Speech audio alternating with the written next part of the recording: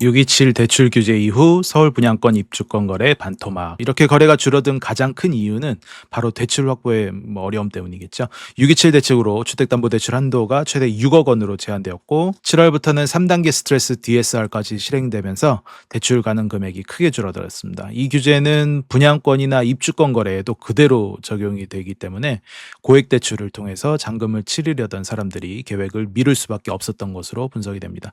하지만 이런 규제에도 불구하고 시장의 역동성이 완전히 멈춘 건 아니죠. 현금 여력이 충분한 초고가 수요자들은 여전히 신축 아파트 입주권을 사들이고 있는데요.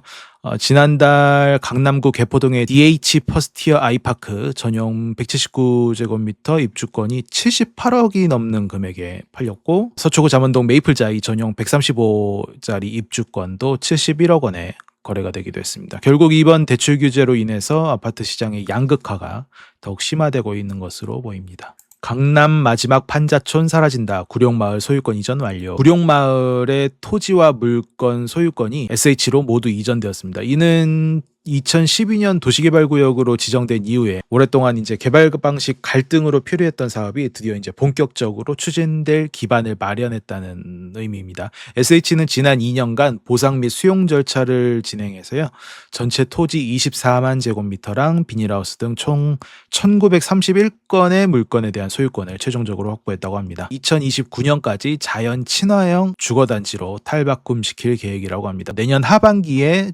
건설공사가 순조롭게 착공할 수 있도록 준비하겠다고 밝혔습니다. 집값 24억인데 그래도 돈 번다. 12,000명 다터 우르르. 과천 주암동이죠. DH 아델스타 청약에 12,000명이 넘는 사람들이 몰리면서 뜨거운 경쟁률을 기록했다고 하네요. 어제죠. 26일 날 1순위 청약을 모집했는데 159가구 모집에 8,315명이 모이면서 평균 52대 1의 경쟁률을 보였고 모든 평형이 마감되었다고 합니다. 특히 전용 5구 A타입은 해당 지역에서만 531명이 몰려서 19.67대 1의 높은 경쟁률을 기록했고, 특별 공급까지 포함하면 총 12,039명이 청약에 참여한 상태라고 합니다. 분양가는 전용 84제곱미터 기준 최고 24억 4,600만 원에 달합니다. 이는 주변 시세랑 큰 차이가 없고 분양가 상한제가 적용되는 강남 지역보다도 더 높게 책정된 금액이죠. 높은 분양가에도 불구하고 청약자들이 몰린 가장 큰 이유는 서울 서초와 인접한 지리적 이점 때문으로 분석됩니다. 여보, 애들도 크고 이번에 아파트 장만합시다. 2년 만에 최대 물량 쏟아진다. 다음 달에 전국에 약 3만 9천 가구의 아파트가 쏟아질 예정인데요.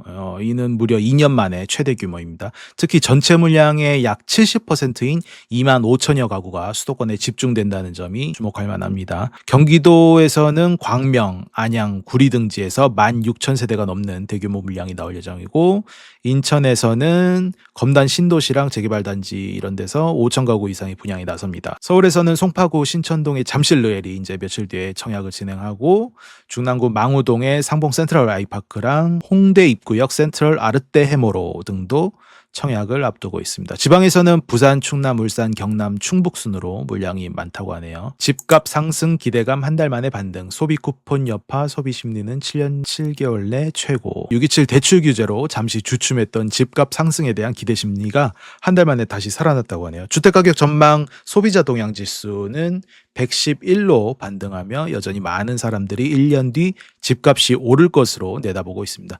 이는 전국 주택시장은 다소 주춤하긴 했지만 수도권 일부 지역의 오름세가 계속되고 있기 때문으로 풀이됩니다. 한편 경기 전반에 대한 소비자들의 심리를 보여주는 소비자 심리지수는 7년 7개월 만에 최고치를 찍었다고 하네요. 우리 얼마 전에 민생회복 소비쿠폰 지급과 수출 호조세가 큰 영향을 미친 것으로 분석이 됩니다. 소비쿠폰 효과는 실제 소상공인 매출 통계로도 확인되었다고 하네요. 지난 한 달간 전국 소상공인의 평균 카드 매출액이 지난해 같은 기간보다 6.44% 증가했다고 하니까요. 특히 유통업종에서 매출이 크게 늘었으며 안경원, 패션, 완구 등에서 높은 증가율을 보였다고 합니다. 이는 소비 쿠폰이 소규모 매장의 매출 증대에는 뚜렷한 효과를 가져왔음을 보여준다 할 수 있겠습니다. 청년 안심주택 부실사업장도 등록 말소 등 강력 대응 방침. 최근에 사회주택이랑 청년 안심주택에서 발생한 보증금 미반환 문제가 심각해지자 서울시가 강력한 대응 받침을 내놨습니다. 오는 10월부터 피해 가구에 보증금을 선지급하고 사업자의 상황과 관계없이 임차인들의 보증금을 돌려받을 수 있도록 강제하겠다는 예정이죠.